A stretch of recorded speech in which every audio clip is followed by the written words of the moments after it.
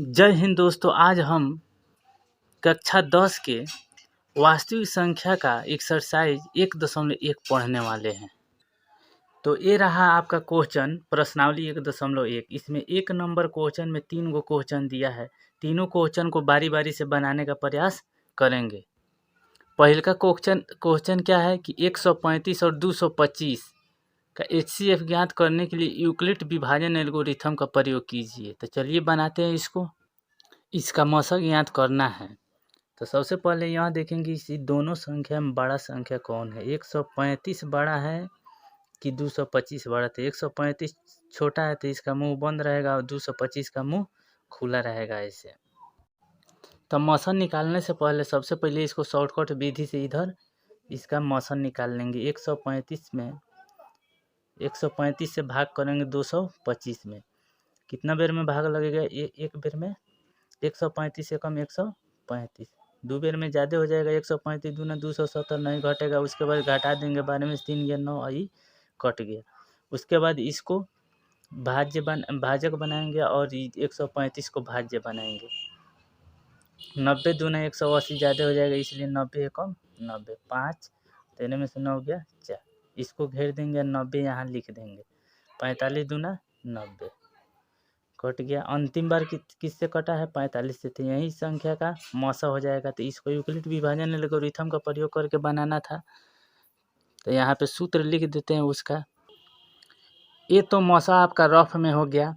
इसको यूक्लिड विभाजन एल्गोरिथम का प्रयोग करके बनाने के लिए बोला है, तो इसको स्टेप बाय स्टेप देकर बनाएंगे। तो इसमें भाज्य कौन हो जाएगा? दोनों में बड़ा संख्या कौन है? 225। इसलिए स्टेप 1 में क्या लिखेंगे? स्टेप 1 में इस भाज्य की जगह पर 225 लिख देंगे और भाजक इसमें कौन है? 135। जब 135 से भाग दिए हैं तो भागफल कितना आया है? 1 का शेषफल हमारा 90 है। तो भागफल की जगह पर 1 और शेषफल की जगह पर 90 रख देंगे। जब तक शेषफल r 0 नहीं आ जाता है तब तक इसको स्टेप बाय स्टेप देके बनाते रहेंगे। तो r नॉट इक्वल टू 0। उसके बाद स्टेप 2 में क्या करेंगे? यहाँ पे स्टेप 2 लिख देते हैं। ये स्टेप 1 है, ये स्टेप 2 है। अब इसमें देखिए भाज्य कौन है?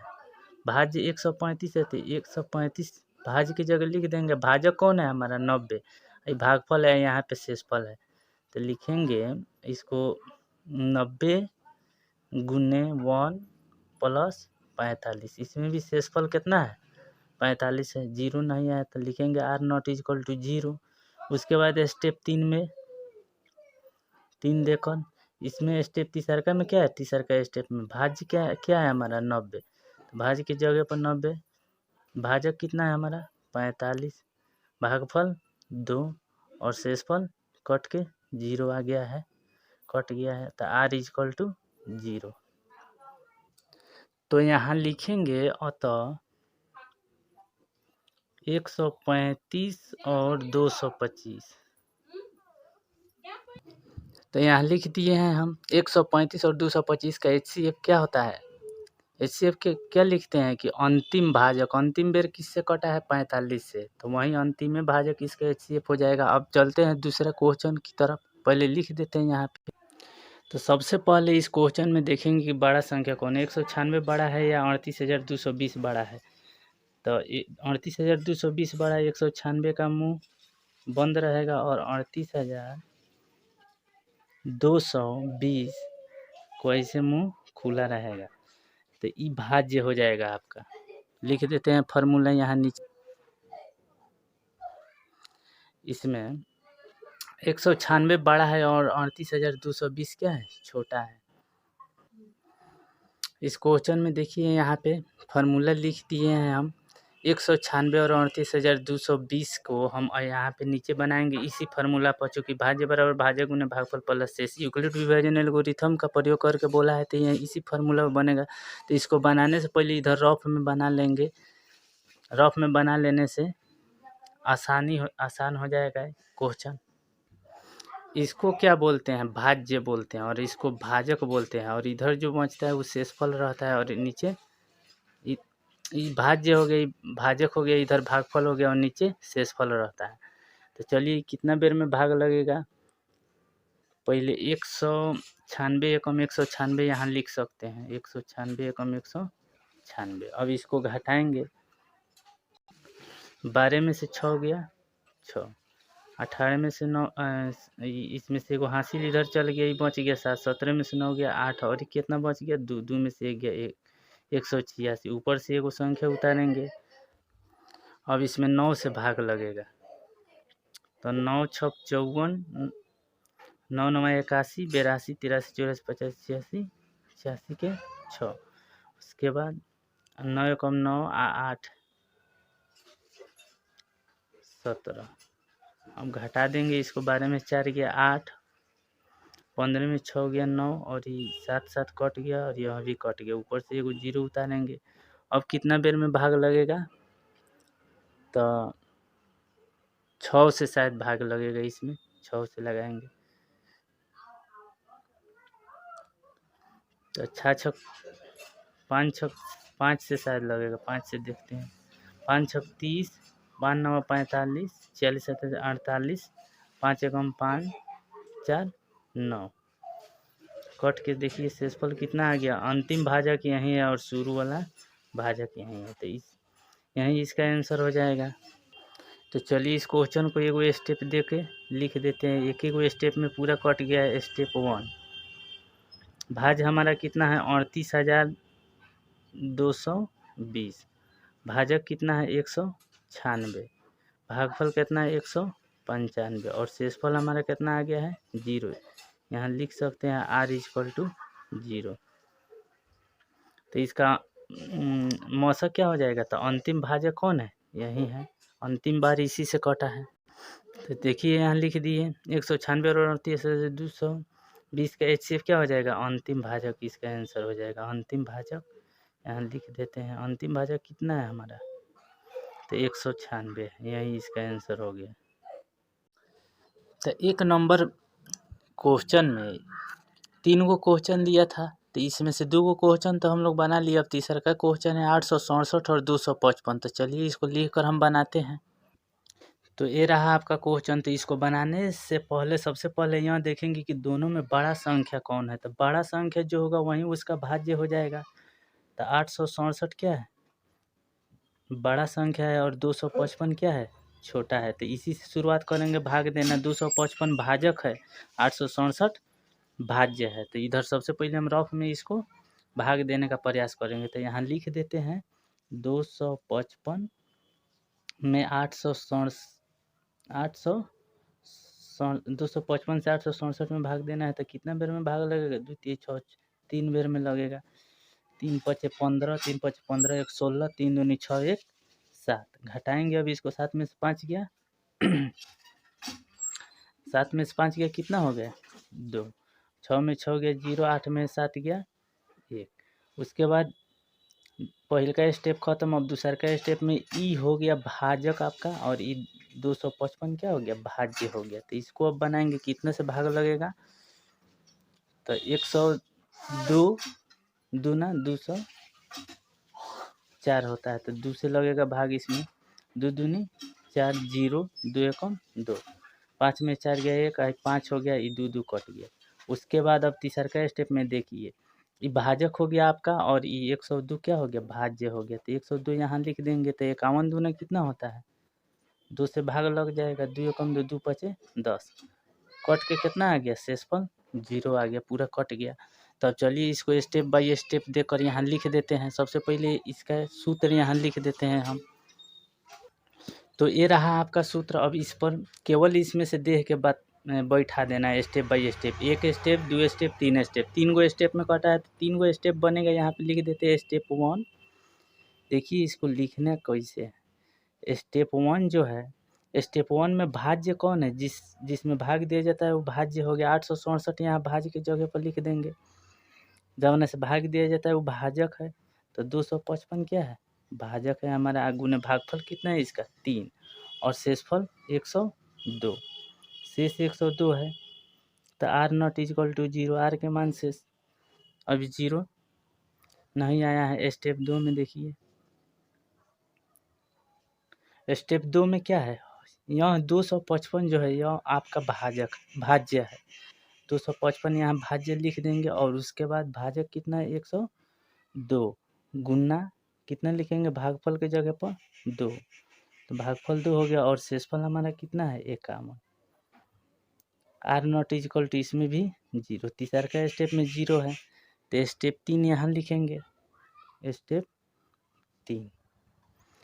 3 में भाज्य कितना है हमारा 102, उसके बाद भाजक कितना है 51, भागफल 2 और शेषफल कितना है हमारा कट के 0 आ गया है तो यहाँ r इक्वल टू 0 लिख देंगे।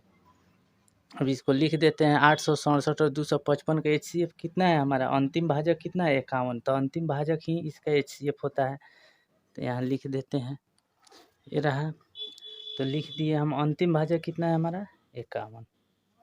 ये रहा आपका आंसर। तो क्वेश्चन 1 में तीनों क्वेश्चन हम लोग देख लिए, अब दूसरा का नंबर क्वेश्चन बनाएंगे उसी तरह तीसरा चौथा पांचवा पूरा कंप्लीट करेंगे इसी वीडियो में। अगर वीडियो अच्छा लगेगा तो लाइक शेयर एंड सब्सक्राइब जरूर कर दीजिएगा लोग। तो चलिए बढ़ते हैं हम अगले क्वेश्चन की तरफ। दूसरा क्वेश्चन में क्या कह रहा है कि दर्शाइए कि कोई भी धनात्मक विषम पूर्णांक 6q+1 या 6q+3 या 6q+5 के रूप का होता है जहाँ q कोई पूर्णांक है। तो चलिए इसको हम दर्शाते हैं। यहाँ लिखेंगे हम, माना कि ये कोई धनात्मक विषम पूर्णांक है, माना कि ये कोई धनात्मक विषम पूर्णांक है।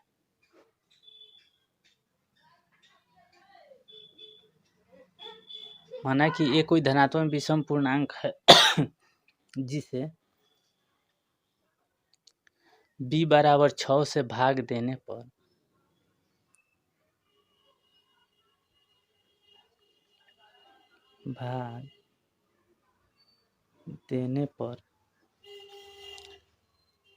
भागफल q और शेषफल r प्राप्त होता है। माना कि ये कोई धनात्मक विषम पूर्णांक है जिसे b बराबर 6 से भाग देने पर भागफल q और शेषफल r प्राप्त होता है। तो इसको बनाएंगे यूक्लिड विभाजन प्रमेयिका से या यूक्लिड विभाजन एल्गोरिथम से। तो यहाँ लिख देते हैं, चूंकि यूक्लिड विभाजन प्रमेयिका से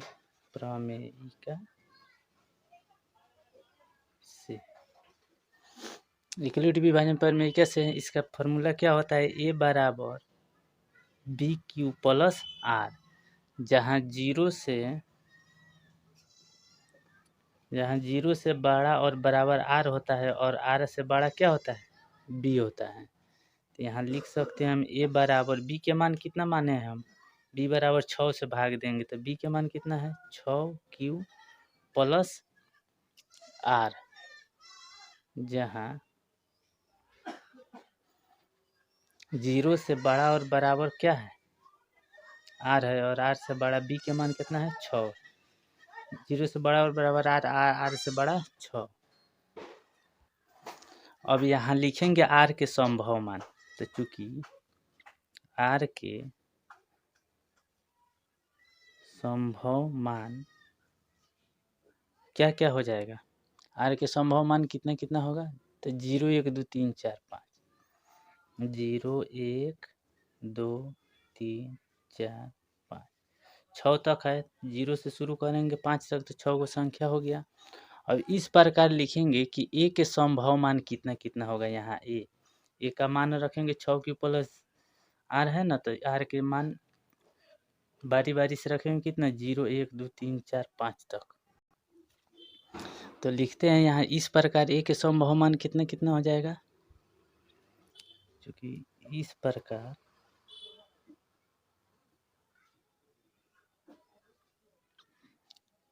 a के संभव मान, a के संभव मान क्या क्या हो जाएगा, संभव मान कितना कितना था 0 1 2 3 4 5। उसी प्रकार a के संभव मान अब लिखेंगे 6q+0, पहले 0 लिखेंगे, उसके बाद 6q+1, उसके बाद 6Q प्लस 2, उसके बाद लिखेंगे 6Q प्लस 3, उसके बाद 6Q प्लस 4, उसके बाद 6Q प्लस 5। हो गया। एक संभव मान 1 2 3 4 5 6 तक हो गया। अब इसके आगे क्या करेंगे तो देखिए यहाँ पे 6Q प्लस 0 जोड़ेंगे तो ये कितना हो जाएगा, यहाँ नीचे लिख देते हैं बराबर देके 6Q प्लस 6Q हो जाएगा। 6Q में 0 जोड़ेंगे तो कितना हो जाएगा, 6Q रहेगा। तो 6Q प्लस 2 और 6Q प्लस 4 ये 2 से कटने वाला संख्या है। यहाँ लिख देते हैं लेकिन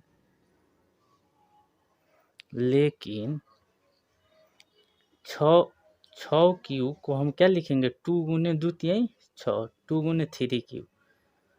उसके बाद क्या है 6Q प्लस 2, तो 6Q प्लस 2 भी 2 से कट जाएगा तो 2 कॉमन हो जाएगा, 2 तिहाई 6 और प्लस यहाँ पे 1। उसके बाद क्या है 6Q प्लस 4, तो 6Q प्लस 4 यहाँ लिख देंगे तो इसमें से भी 2 कॉमन हो जाएगा, 2 तिहाई 6 प्लस 2 दूनी 4। लेकिन ये 3 वो जो संख्या है 1 2 और ये 3 2 से विभाज्य होने के कारण क्या है, सम संख्या है। लिख देते हैं यहाँ ये 2 से विभाज्य होने के कारण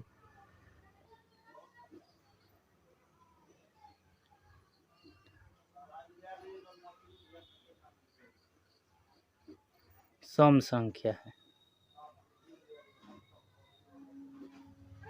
सम संख्या है। तो यहाँ लिखेंगे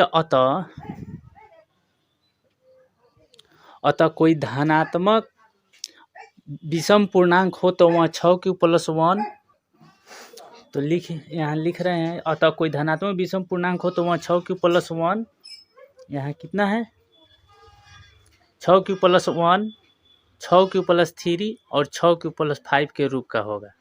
तो यहाँ लिख देते 6Q plus 1, 6Q plus 3, 6Q plus 5 के रूप का होगा,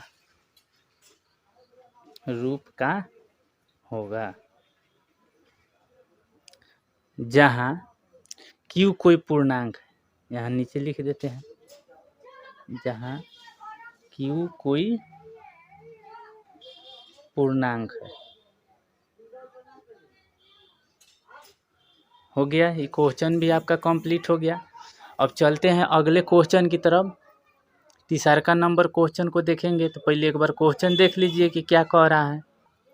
तो ये रहा आपका तीसरा नंबर क्वेश्चन। कह रहा है किसी परेड में 616 सदस्यों वाली एक सेना की टुकड़ी को 32 सदस्यों वाले एक आर्मी बैंड के पीछे मार्च करना है। दोनों समूहों को समान संख्या वाले स्तंभों में मार्च करना है। उन स्तंभों की अधिकतम संख्या क्या है जिसमें वे मार्च कर सकते हैं।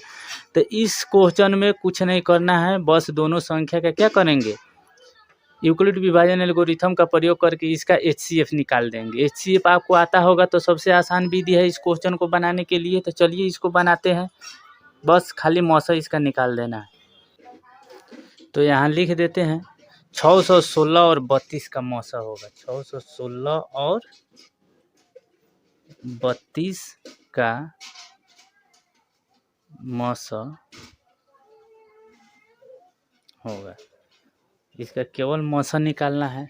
तो मौसा किस प्रकार निकालेंगे, सबसे पहले देखेंगे दोनों में बड़ी संख्या कौन है। तो 616 बड़ी संख्या है तो इसका मुंह खुला रहेगा और 32 छोटा है तो ये छोटा रहेगा। तो सबसे पहले इसको बनाने से पहले इसको इधर रफ में बना लेंगे भाग विधि से। उसके बाद स्टेप बाय स्टेप देकर यहाँ पे हम लिखेंगे। तो रफ में इसको बनाते हैं।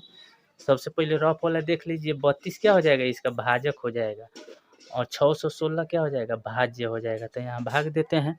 32 से कई बार में भाग लगेगा, 32 से कम 32। इसको घटाएंगे तो कितना हो जाएगा, ये 29 हो जाएगा और ये 6 यहाँ पे उतर जाएगा। उसके बाद कितना से भाग लगेगा, 9 से। तो 9 से भाग देंगे तो कितना होगा, 288 होगा। यहाँ लिख देते हैं 288। उसके बाद क्या करेंगे, घटा देंगे। 16 में से 8 गया 8, ये दोनों कट गया। उसके बाद 8 को भाजक बनाएंगे और 32 को भाज्य बनाएंगे। तो 8 चौका 32 हो गया, इसका शेषफल 0। तो अंतिम भाजक क्या है इसका, 2 स्टेप में कटा है, एगो स्टेप यहाँ से लेके यहाँ तक ले और दूसरा का स्टेप यहाँ से यहाँ तक, 2 स्टेप में कटा है। अंतिम बेर किससे कटा है, 8 से कटा है, तो यही अंतिम भाजक हुआ। तो इसका आंसर क्या हो जाएगा, 8 हो जाएगा। तो बस इसको केवल सजा के यहाँ लिख देना है। एग्जाम में जब तक सजा के आप लोग नहीं लिखिएगा तब तक नंबर मिलवे नहीं करेगा। इस तरह नहीं बनाना है, ये तो रफ में हो गया आपका भाग विधि से। अब इसको सजा के यहाँ पे लिख देंगे। तो चलिए लिखने का प्रयास करते हैं। सबसे पहले इसको लिखने से पहले इसका एक फॉर्मूला होता है, क्या होता है अभी बताएं। इसके पहले वाले क्वेश्चन में भाज्य बराबर होता है भाजक गुने भागफल प्लस शेषफल, यहाँ लिख देते हैं पहले।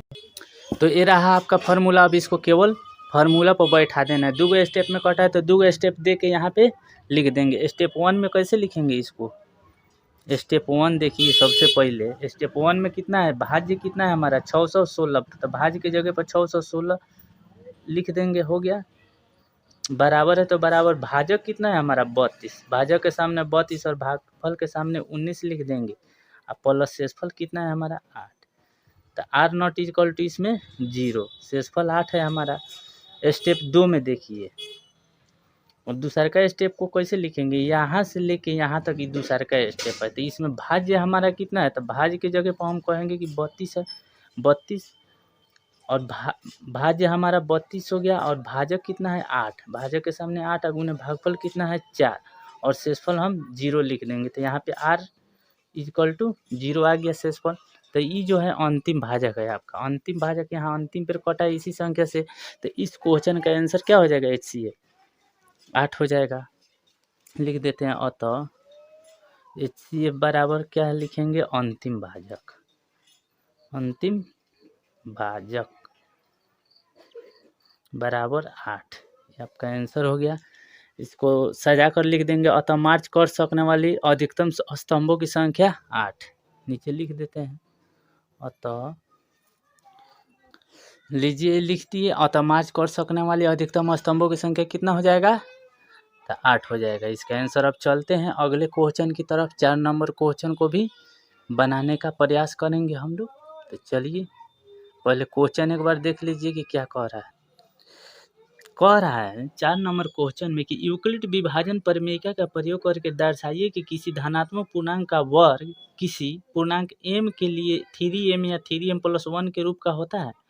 संकेत में कुछ दिया है, यहाँ मान लीजिए कि x कोई धनात्मक पूर्णांक है, तब यहाँ 3 या 3+2 के रूप में लिखा जा सकता है। इसमें से प्रत्येक का वर्ग कीजिए और दर्शाइए कि इन वर्गों को 3m या 3m के रूप में लिखा जा सकता है। तो चलिए इसको बना रहे हैं हम इसी प्रकार। सबसे पहले क्वेश्चन के अनुसार इसको हम मान लेते हैं। माना कि ए कोई धनात्मक पूर्णांक है, हम ए मानते हैं, इसमें लिख देते हैं यहाँ, माना कि ए कोई धनात्मक पूर्णांक है।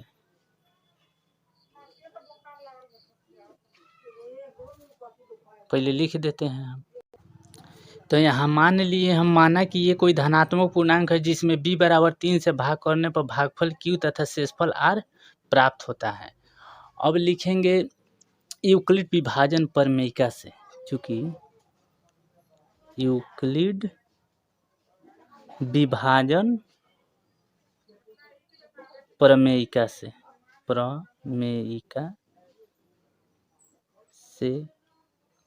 यूक्लिड विभाजन प्रमेयिका से या यूक्लिड विभाजन एल्गोरिथम से, दोनों बात बराबर है। तो यूक्लिड विभाजन प्रमेयिका से सूत्र क्या होता है, a बराबर BQ प्लस R, जहां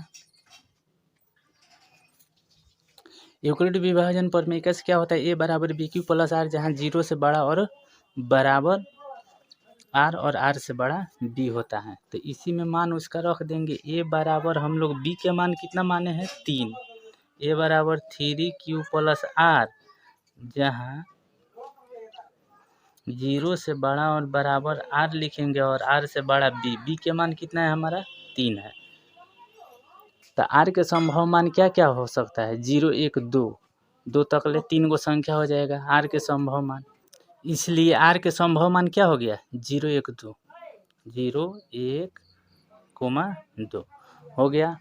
तो A के संभावित रूप क्या लिख सकते हैं, तो A का संभावित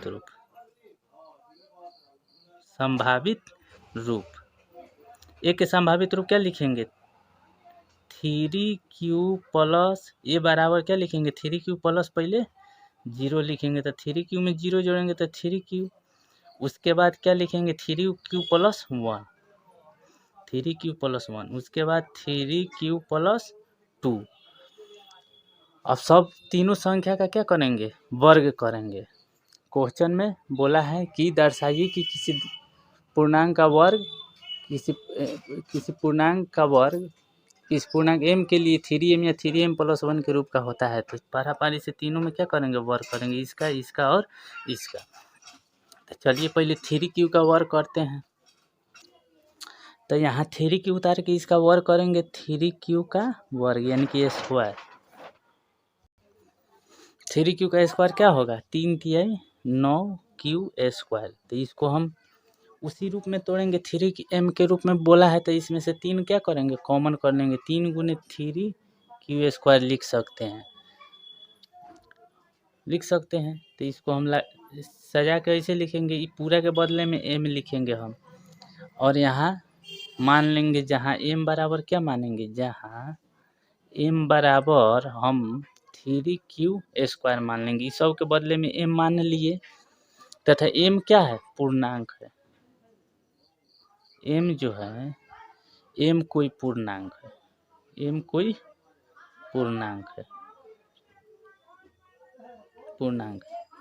इस संख्या का तो वर्ग कर दिया, अब इसको वर्ग करेंगे। चलिए आगे बढ़ते हैं। तो यहाँ लिखेंगे चूँकि,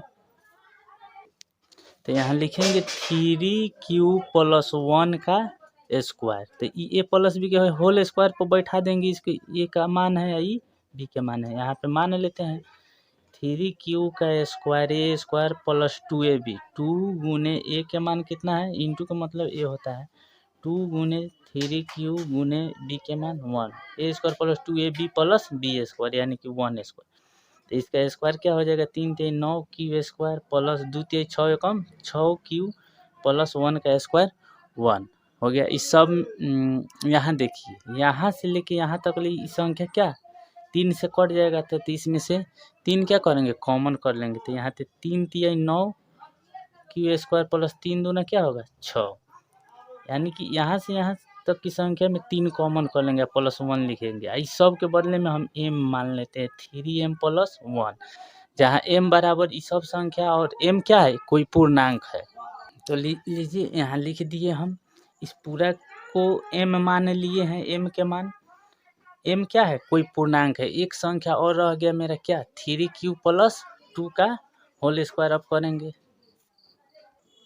तो यहाँ लिखेंगे हम क्या है, 3q प्लस 2 का होल स्क्वायर। इसको भी ए प्लस बी के होल स्क्वायर पर बैठाएंगे। तो इसको कैसे लिखेंगे, 3q को ए मानेंगे और 2 को बी मानेंगे। तो इसको ए प्लस बी के होल स्क्वायर पर लिखेंगे, ए स्क्वायर प्लस 2ab, 2 इंटू ए के मान कितना है 3q प्लस गुना रहेगा यहाँ पे 2ab, बी के मान कितना है 2 प्लस बी स्क्वायर यानी कि 2 का स्क्वायर, 3 तिहाई 9 q स्क्वायर प्लस ये तीनों गुना करो, 2 तिहाई 6, 6 दूनी 12 q प्लस 2 दूनी 4।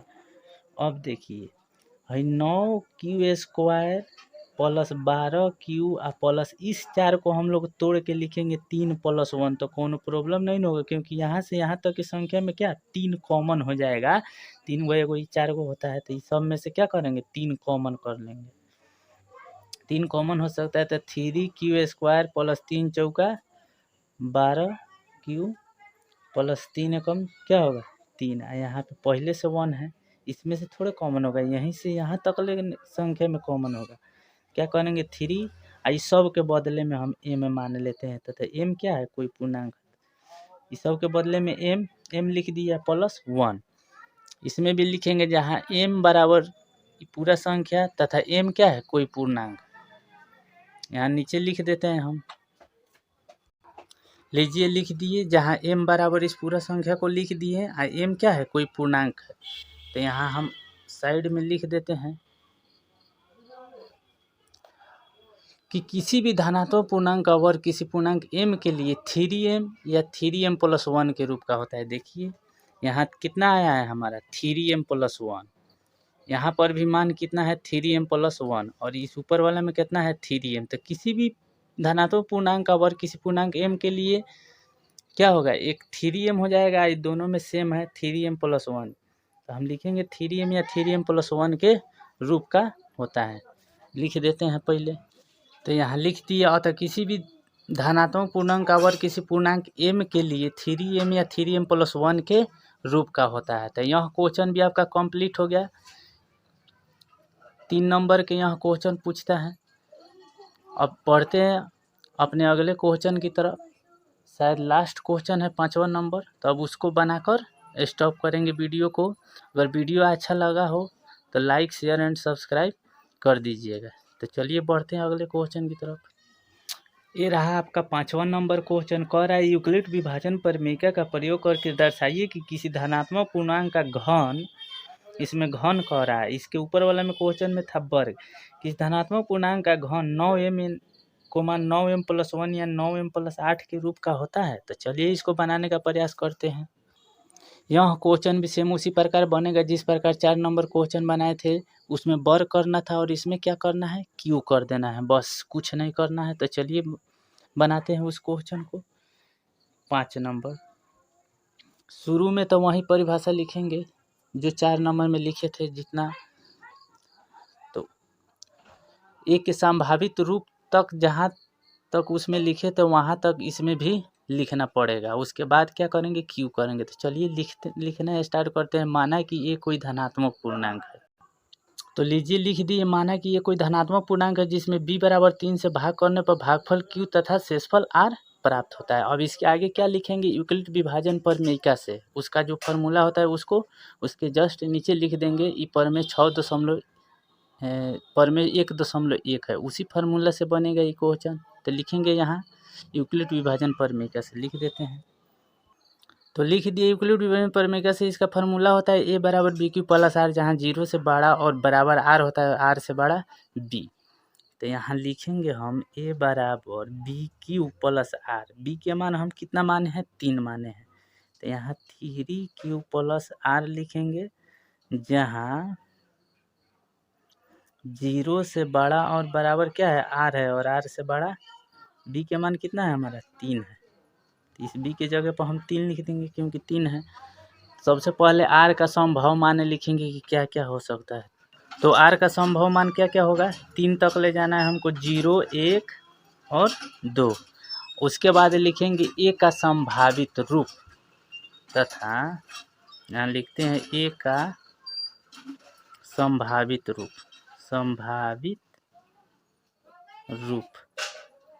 a का संभावित रूप कैसे लिखेंगे, यहाँ a = 3q + r के मान कितना पहले रखेंगे, 0, ये सब r के मान है। उसके बाद 3q + 1, उसके बाद 3q + 2। तो यहाँ लिख देते हैं 3q + 0, 3q में 0 जोड़ेंगे तो 3q, उसके बाद 3q में 1 जोड़ेंगे, 3q + 1, उसके बाद 3q + 2 हो गया। एक संभावित रूप भी हो गया। अब तीनों का क्या करेंगे, पारापारी इसका क्यू करेंगे। अब क्या करेंगे, इसका घन करेंगे। घन करने के लिए बोला है, तो यहाँ पे हम घन कर देते हैं इसका। पहला क्वेश्चन, पहला स्टेप क्या है, 3q। तो इसलिए 3q का क्या करेंगे, घन करेंगे। तो इस 3 × 9 = 9 3 का क्या होगा, 27। और इसमें इसके साथ में q भी है, 3 के तो 27 हो गया, q का q करेंगे तो q के पावर भी 3 हो जाएगा, यानी 27q। और इसमें हमको कितना कॉमन करना है, 9 कॉमन करना है, क्योंकि 9m के रूप में हमको लिखना है। 9m 9m+1 या 9m+8 के रूप में। तो इसमें 9 ना कॉमन करेंगे, तो यहाँ 9 कॉमन कर लेते हैं। इसको कैसे लिखेंगे, 9 × 9 3 का 27 हो जाएगा, 9q। तो इसको हम ऐसे लिखेंगे, पूरा के बदले में m मान लेते हैं। ये पूरा का मान कितना, m, जहाँ m क्या है, m कोई पूर्णांक है, यहाँ साइड में लिख देते हैं। जहाँ m बराबर हम लोग लिख देते हैं 3q के पावर q, तथा m कोई पूर्णांक है, m कोई पूर्णांक है। हो गया। अब आगे बढ़ते हैं। उसके बाद क्या किसका क्यू करेंगे, 3q + 1 का क्यू करेंगे। तो यहाँ लिख देते हैं, इसलिए 3q + 1 का क्यू करेंगे। तो a + b का होल क्यू क्या होता है फार्मूला, याद है तो उस पर आसानी से बन जाएगा। अगर आपको याद नहीं है तो यहाँ ऊपर लिख देते हैं हम बगल में, a + b का होल क्यू होता है, क्या होता है, aq + 3a² b + 3ab² + bq होता है। इसी फार्मूला में बैठा देंगे हम, एगो के a मान लेंगे, एगो के b मान लेंगे। तो 3q को a मानेंगे और 1 को b मानेंगे और इस फार्मूला में बैठा देंगे। aq है तो पहले लिख देते हैं, उसके बाद गुना करेंगे, बैठा देते हैं। तो बैठा दिए फार्मूला पर, aq + 3a² b + 3ab² + bq। तो इसका क्यू कीजिए, 3 × 9 = 27 q। ये तीनों गुना कीजिए, पहले कोष्ट वाला गुना कर लीजिए, 3 × 9 = 9 × 27, 27 से कम 27, और क्यू का भी तो स्क्वायर होगा, तो क्यू का स्क्वायर q², और इस तीनों का गुना करेंगे, 3a² b + 3ab² होता है, यहाँ पे स्क्वायर दे देते हैं, 3 × 9 और 1 के स्क्वायर 1, 9 × 9 क्यू + 1 का क्यू 1 होगा। यहाँ से यहाँ तक के संख्या में हम 9 कॉमन कर सकते हैं, क्योंकि सभी संख्या 9 से कटने वाला है, इसीलिए 9 यहाँ पे कॉमन कर लेते हैं। 9 × 3 = 27 होता है, 3q, फिर 9 × 3 = 27 q², और 9 × 9, यानी कि 1 यहाँ छुपा हुआ है। तो 9 से क्यू में गुना करेंगे, 9 क्यू है, पहले से 1 है तो इसको उतार देंगे। इस सब के बदले में हम m मान लेते हैं, तो 9m + 1 इसको लिख सकते हैं, जहाँ m बराबर कितना है, सब संख्या उतार देंगे, m कोई पूर्णांक है, जहाँ m बराबर 3q³ + 3q² + q, तथा m कोई पूर्णांक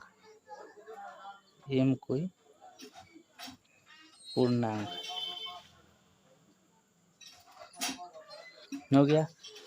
2 हो गया, एगो और बाकी रह गया मेरा, इसको देख लिए क्यू करके। अब एगो 3q + 2 का भी क्यू कर लेते हैं। चलिए आगे बढ़ते हैं, यहाँ लिखते हैं, इसलिए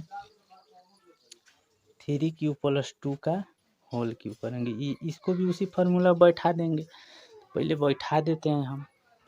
लीजिए बैठा दिए, एगो के a माने हैं 3q को और 2 को b माने हैं। तो फार्मूला क्या होता है, aq + 3a² b + 3ab² + bq। तो इसका क्यू करेंगे, 3 × 9 = 27 q के पावर q, और 3 × 9 = 9 × 27, 27 दूना 54, 3 × 9 = 2 × 6 = 6 × 9 = 54 q² प्लस इसको गुना करो, 2 दूनी 4 और 3 × 9 = 4 × 9 = 36 q, और प्लस 2 दूनी 4, 4 दूनी 8 हो गया। यहाँ से यहाँ तक की संख्या में हम 9 कॉमन कर सकते हैं, क्योंकि सभी संख्या क्या है, 9 से कटने वाला है। तो 9 कॉमन करेंगे, 9 × 3 = 27 q, 9 × 6 = 54 q² प्लस 9 × 4 = 36 और प्लस 8। इस सभी संख्या के बदले में हम क्या लिखेंगे, m लिखेंगे, 9m, और प्लस यहाँ 8 है, बाहर है कोष्ठ से, यहाँ लिख देते हैं, जहाँ m बराबर 3q³ + 6q² + 4q, तथा m क्या है, m कोई पूर्णांक,